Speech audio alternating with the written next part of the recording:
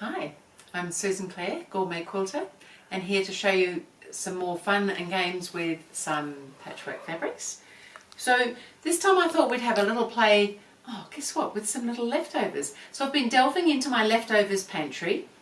This is part of my pantry. I have a whole lot more pantry. So I have here some drawers, I have them labelled. And because I like to organise my leftovers into different size strips, and that might be squares, rectangles, all sorts of things of a size. So this is my 1.5 inch drawer, so everything in here is a 1.5 inch, probably a lot of it strips. I know there's some squares in there, I know that it needs tidying because I've been delving in and out. Sometimes they're just small pieces, sometimes they're larger pieces, but I find that works really well. And this is my 2 inch, again same sort of thing, strips, squares, bits and pieces that are 2 inches wide, that I can call on when I need to. And that was so convenient because when I was playing today, I found that I needed to have some 2 inch wide pieces and some 1.5 inch wide pieces. So I made some little units up when I organise my pantry. I also sometimes make up various units of things.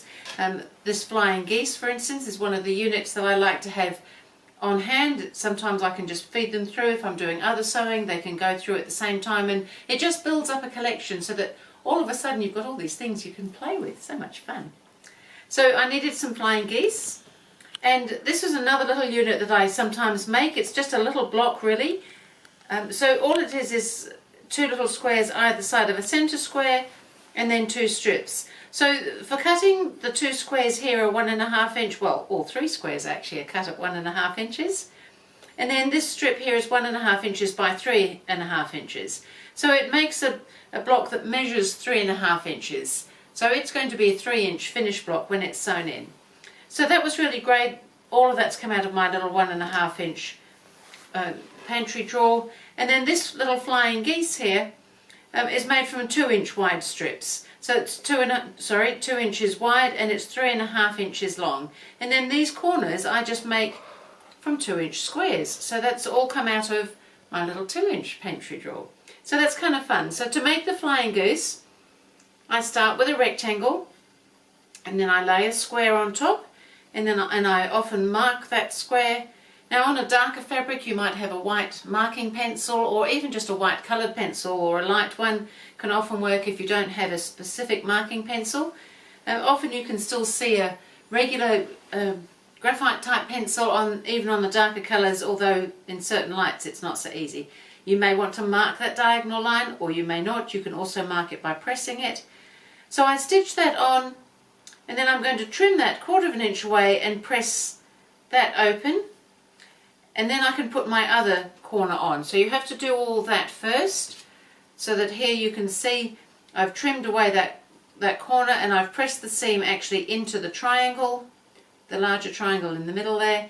And then I've positioned my next square on, and I've sewn that diagonal line. So it's now ready for me to trim there, and then press this, and again I'll press that seam into the triangle. I don't always press the seams into the triangle, but I'm using these little units here as roofs. As you can see, I've got some little houses here, and I always feel that the roof should sit in front of the sky. So it's a very minor little detail, but it's just giving it that little bit of perspective that actually roofs in general sit in front of the sky.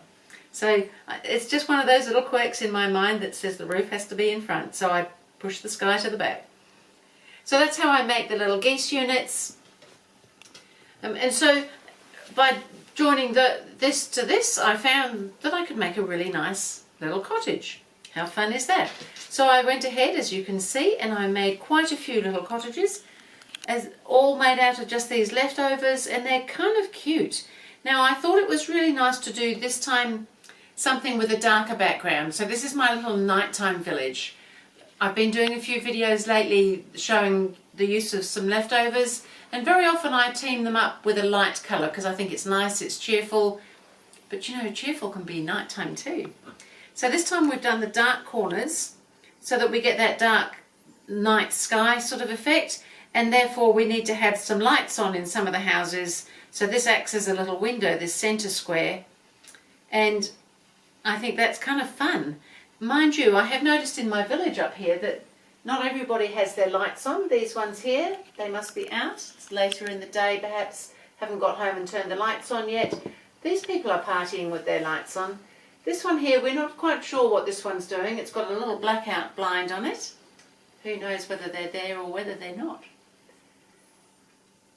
So just some suggestions, having made blocks here. So I've sent my seams out to the sides from the little windows and then down into the strip each time, and then this seam here with the roof I have actually pressed down, and that's because these corners are quite difficult and resistant to being pressed up. We don't want them to be resisting. So a really fun little block. So this measures 3.5 inches wide.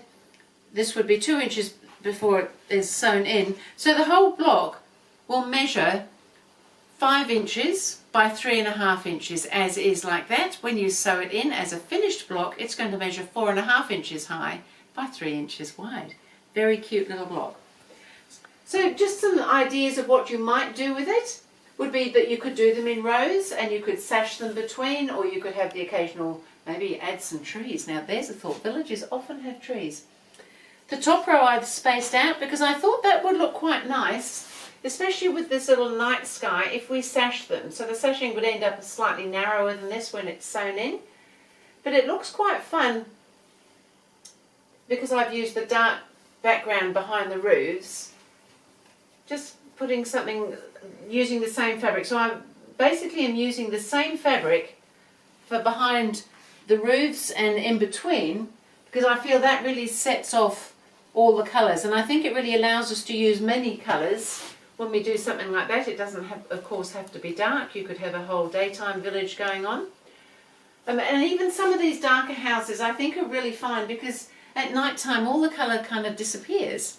So we can have a nighttime village with some that show more, some that don't show so much.